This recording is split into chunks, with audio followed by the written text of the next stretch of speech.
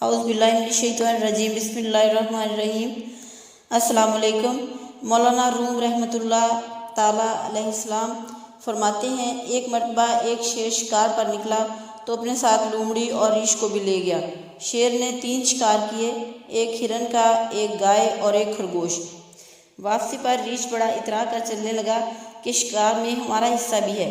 شیر بھانپ گیا۔ اس نے ریچھ سے کہا کہ شکار کے متعلق کیا کہتے ہو؟ اس نے کہا کہ شکار 3 حصوں میں بٹے گا۔ شیر نے کہا اچھا پھر کرو 3 حصے۔ ریچھ کہتا ہے کہ شیر تو جنگل کا بادشاہ ہے، بڑا ہے، اس لیے گائے تیرے حصے میں درمیانہ ہوں، اس لیے ہرن میرا اور خرگوش لومڑی کا۔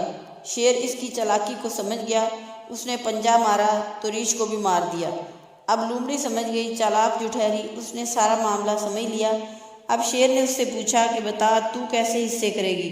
لومڑی نے کہا کہ شیر تو جنگل کا بادشاہ ہے، خرگوش ناشتے میں کھائیں اور گائے دوپہر کو اور ہرن رات کو تناول فرمائیے۔